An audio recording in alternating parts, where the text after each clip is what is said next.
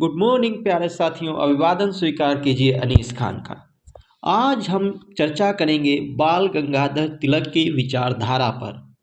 कहते हैं व्यक्ति तो चला जाता है लेकिन उसके विचार जीवित रहते हैं। अगर व्यक्ति ने कुछ अच्छा कार्य किया है तो उसको उसके विचारों को हम याद करते हैं। तो इसी कड़ी में आज हम बात करेंगे बाल गंगाधर तिलक की विचारधारा पर। बाल गंगाधर तिलक भारत के एक प्रमुख चिंतक तथा राष्ट्रीय आंदोलन के प्रमुख प्रतिनिधि थे। इन्होंने नरमपंथी दर्शन का एक सशक्त और तार्किक विश्लेषण करके उग्रवादी विचारधारा की नींव रखी। इन्होंने परिवर्तित राजनीतिक, सामाजिक और आर्थिक संदर्भ में कुछ खास उग्रपंथी तरीकों में सुधार किया। तिलक ने स्वराज्य पर विशेष बल दिया और इसे एक जन्मजात अधिकार के रूप में परिभाषित किया।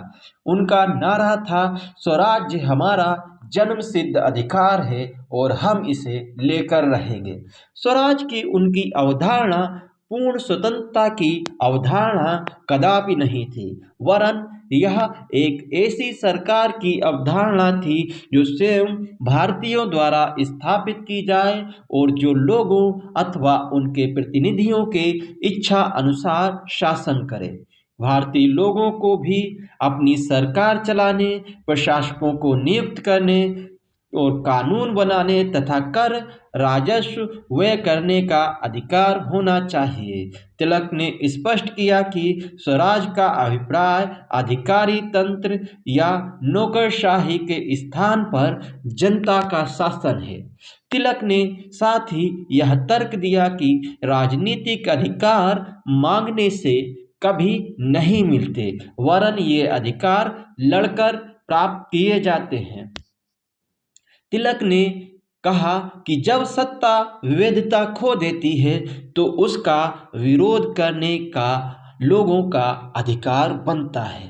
तिलक के अनुसार यदि सरकार शासितों के प्रति अपना दायित्व पूरा करने में विफल रहती है और अत्याचारी हो जाती है तो वह शासन करने का अधिकार खो देती है। तिलक ने स्वदेशी का नारा बुलंद किया तथा बंगाल विभाजन के उपरांत उभरे स्वदेशी आंदोलन को नेतृत्व भी प्रदान किया।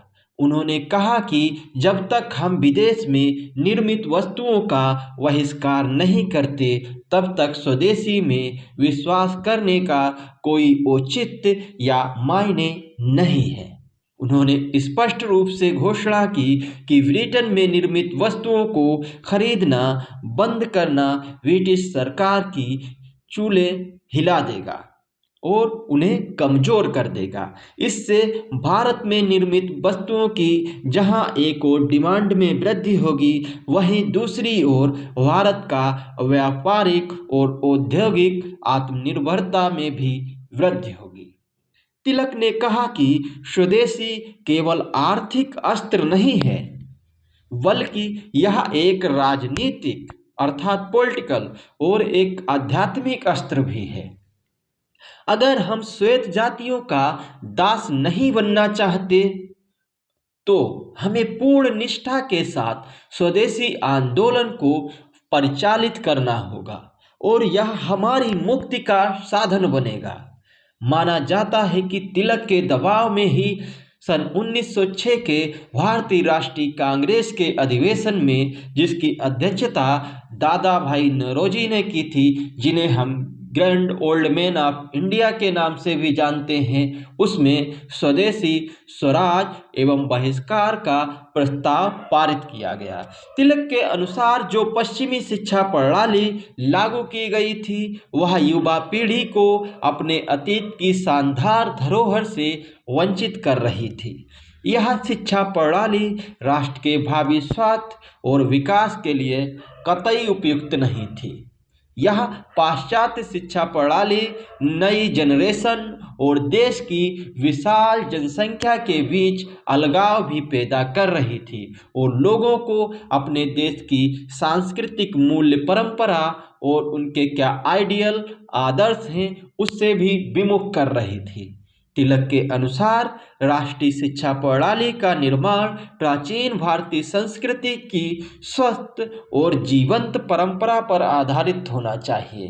तिलक ने संपूर्ण देश में राष्ट्रीय स्कूल और कॉलेज खोलने की सलाह दी ताकि जनसाधारण को कम खर्चीली और स्वस्थ शिक्षा प्रदान की जा सके। तिलक के अनुसार राष्ट्रवाद कोई मूर्ति नहीं है, बल्कि एक तरह की विचार या भावना है। तिलक के राष्ट्रवाद संबंधी विचार उनके केसरी और मराठा से पता चलते हैं। यह उनके दो प्रमुख समाचार पत्र थे। 1893 में उन्होंने परंपरागत धार्मिक गणेश उत्सव को देश भक्तिपूर्ण गीतों और भाषणों के माध्यम से राष्ट्रवादी विचार के लिए प्रचार में परिवर्तित कर दिया। इसी तरह 1895 में शिवाजी महोत्सव को राष्ट्रभक्ति पर बल देते हुए युवाओं को प्रेरित करने हेतु उन्होंने आरंभ किया। वास्तव में तिलक ने स्वयं इस आरोप का यह कहकर जवाब दिया कि इन त्योहारों का उद्देश्य लोगों के संबंध की भावना प्रदान करना तथा उनमें अपने अतीत के प्रति गरिमा का संचार करना था। उन्हें यह विचार भी अस्वीकार था कि उन्होंने यह विचार भी अस्वीकार कर दिया कि वह शिवाजी अथवा पेशवाओं का शासन वापस लाने के पक्ष में है। संभवतः इन्हें गणेश महोत्सव आयोजित करने की प्रेरणा यूनान के इतिहास से मिली, जहां प्राचीन देवी देवताओं के नाम पर जनशक्ति एवं ऊर्जा को गतिमान करने हेतु धार्मिक त्योहार एवं खेल कूद जैसे उत्सवों का आयोजन किया जाता था। शिवाजी उत्सव का आयोजन करने की प्रेरणा शिवाजी को रस्किन की कृति में वर्णित वीर पूजा के उदाहरण से मिली। कभी कभी तिलक के बारे में कहा जाता है कि उन्होंने हिंदू राष्ट्रवाद को बढ़ावा दिया, परंतु ध्यान रहे कि इन उत्सवों का आयोजन केवल राष्ट्रवाद की भावना को जागृत करने ही हेतु किया गया हो, ऐसा भी नहीं है।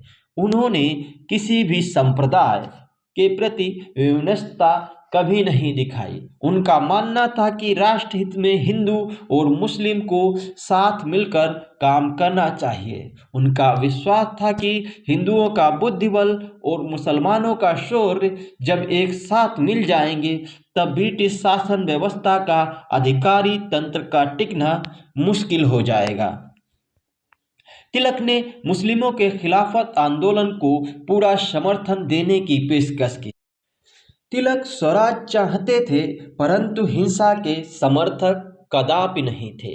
उन्होंने क्रांतिकारियों की सराहना अवश्य की, परंतु जनशक्ति को जागृत और गतिमान करने के लिए उन्होंने शांतिपूर्ण प्रतिरोध करने का समर्थन किया।